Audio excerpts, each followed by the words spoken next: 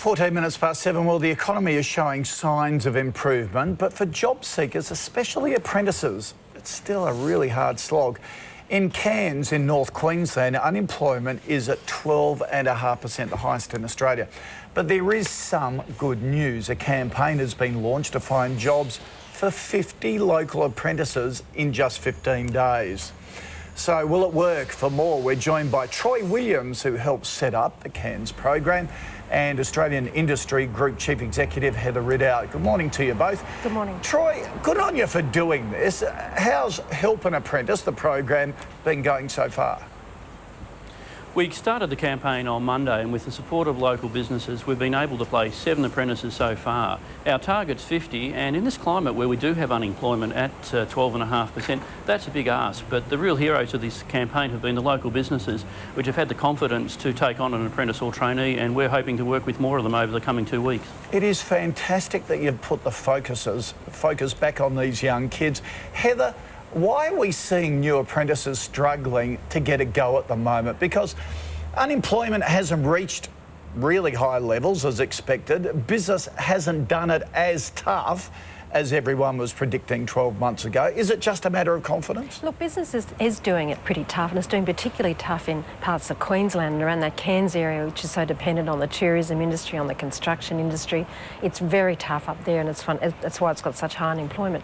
But David, you'd have noticed that employers are doing everything they can to keep on their workers, and that's why unemployment hasn't fallen that much. And one of the attributes of that has been that apprentices have been kept on in great part. But the big problem is companies can't afford to take more on, and that's where we're seeing the problem that kids just can't get a start. And in Queensland, we're seeing reports of upward to 40% drops in apprenticeship commencements in industry. Around Australia, it's probably closer to 10 to 20%. Our members tell us about a third of them aren't taking on kids this year. But not many are putting them off, but they just can't afford to take them on, and it's the economy. Okay, you represent the bosses. They understand they've got to take on more apprentices, but can't afford it. We all know that in a year's time we'll all be whinging about a lack of skilled workforce because we've dropped apprentices off. What's the answer? Well, look, we're in a really interesting program in South Australia with the Australian Warfare Destroyer project, and we're actually, in our group scheme, we've got 650 kids in the AI group scheme, and what we're doing is training the apprentices in the early years for the Air Warfare Destroyer project in our members' factories in South Australia. The government are giving us a big wage subsidy to do that, and we're having no trouble placing the kids. Those kids will start on that project in a year or so when it starts. They'll be half-trained, and it's a fantastic project. And the two aspects of it are a group training arrangement where no one employer has to take responsibility for the whole training of the kid, and a very generous wage subsidy. It's 50% actually, and it's going gangbusters. And those young people, they're so outstanding. They will walk onto those big ship projects, which are wonderfully exciting projects for young people, and they'll be halfway through an apprenticeship, and we won't have a big skill shortage around being able to deliver those big defence projects. So that's the kernel of an answer. That's a proposal we have put to Julia Gillard, to the government some months ago. I know it's under active consideration, and we think that push the button on it, give us a couple of years, and we will not have this pipeline problem of the apprenticeship commencements falling.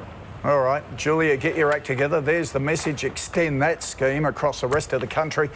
Troy, do you think your program will help kids in Cairns in the long term? Look, we hope so. What we're asking businesses to think about what their skill needs will be in 3 or 4 years' time, because they need to make that investment today. The industry up here is doing it tough. By any measure, we do have a recession with 12.5% unemployment. And it's pretty disappointing when you see the kids, whether they're at Warrie High School, where a lot of these kids have come from, whether they're at Tropical North Taith, without a job. Yeah, they're not a happy bunch. And when you see them in our office in the last 2 days, when they've been told they've given a job, it makes coming to work worthwhile. And when you talk to the employers who've given them a job, they're pretty confident that in 3 or 4 years' time, when these kids finish the apprenticeship, they'll have the skills they need to make their business a success. And great for their self-confidence. It has all sorts of social implications. It's fantastic. Thank you both for coming on the program. Heather, we'll give Julia Gillard's office a call and see what she's doing about it, and see if we can give her a hurry up as well. It sounds a terrific solution. Yeah, go for it, David. Go for it. Troy, congratulations again. Great job. Thank you. What a great idea. It isn't is. It changes your life, especially when you're young, you get that first job. Exactly. And kids that have got nothing to do get into all sorts of problems. Give an apprenticeship, that self-esteem, sort of a challenge. Yeah. It solves so many issues, You're doesn't it? worth something. Yep.